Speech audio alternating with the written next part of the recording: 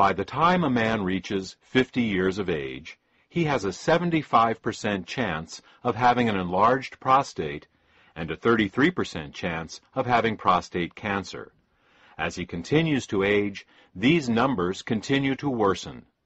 It's an accepted medical fact that if a man lives long enough, some kind of prostate problem is virtually guaranteed. Prostate problems are not, however, inevitable. There are 6 main causes of prostate problems. These are hormonal imbalances, cancer, zinc deficiency, cadmium toxicity, calcification, and infection.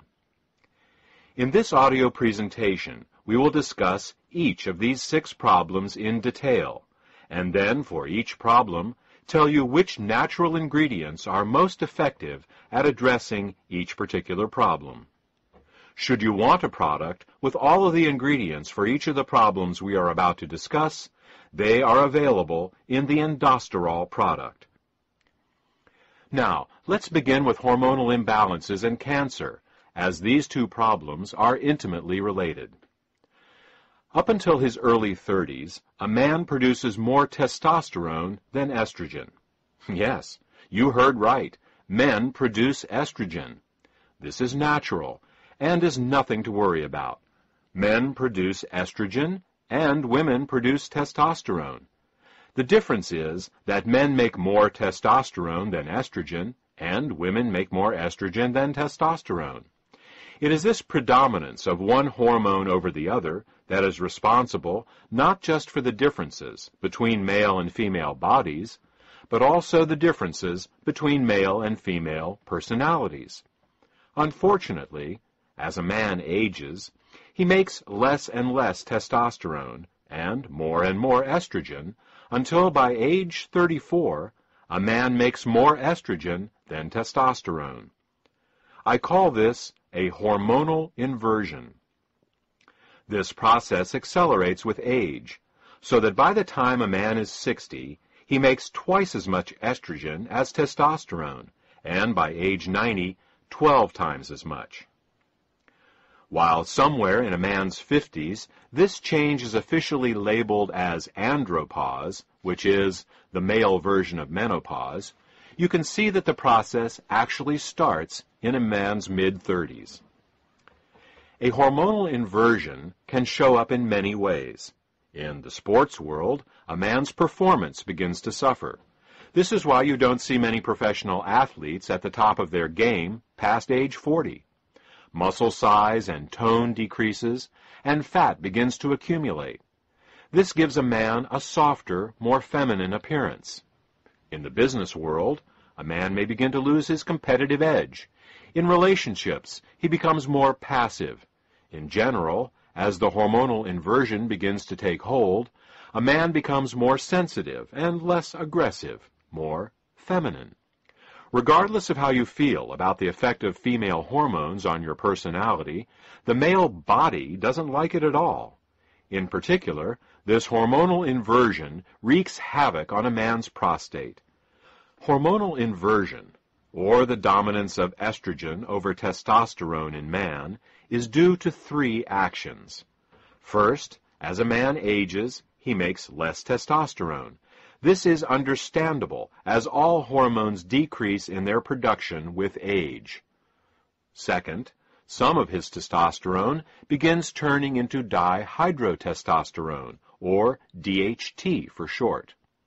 This happens courtesy of an enzyme called 5-alpha reductase, whose job it is to convert good testosterone into its evil counterpart, DHT. It's DHT that is the main cause of hair loss and prostate enlargement. Did you ever wonder why baldness is predominantly a male problem? It's because men make more testosterone than women and thus are at greater risk of having more testosterone that turns into DHT. The third cause of hormonal inversion is a bit more bizarre. It turns out that there is an enzyme in a man's body called aromatase, whose function it is to convert testosterone into estrogen, and not just any kind of estrogen, because there are actually 3 different types of estrogen.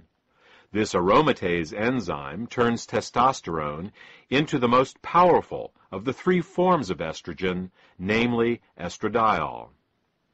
Thus, as a man ages, he not only makes less testosterone, but what little testosterone he makes, his body then turns into DHT and the estrogen estradiol. Now, we already know the DHT causes hair loss and balding. What does estradiol estrogen cause? Aside from feminization of the body and personality, estradiol causes cancer, and most specifically, prostate cancer. So, just what are the odds of this happening to any given man? As we said in the introduction, in terms of prostate enlargement, by age 50, 75% of all men have an enlarged prostate, and by age 50, 33% have prostate cancer. Prostate cancer is the most common non-skin cancer in the United States, and the second leading cause of death from cancer among U.S. men, after lung cancer. As a man gets older, these numbers get much worse, and if a man lives long enough, prostate enlargement and cancer are virtually guaranteed.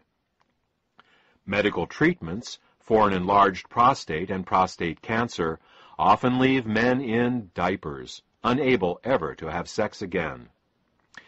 So what do we as men need to do? We need to increase testosterone production, block the enzymes 5-alpha reductase and aromatase, and find some way of dealing with a prostate that has already become cancerous and enlarged.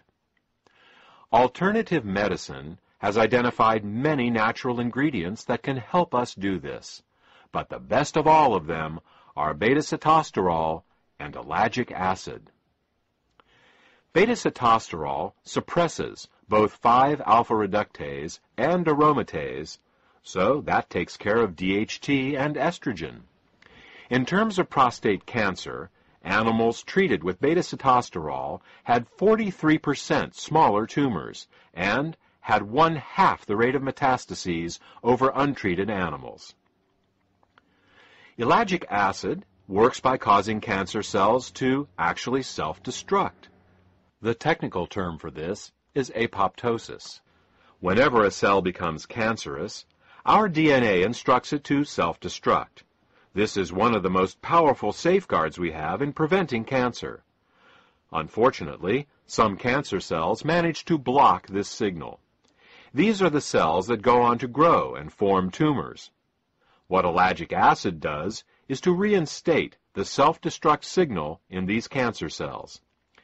Ellagic acid does this for all cancers, but studies show that it is particularly effective at this for prostate and breast cancers. So, what should we do? Go out and buy some beta-sitosterol and ellagic acid?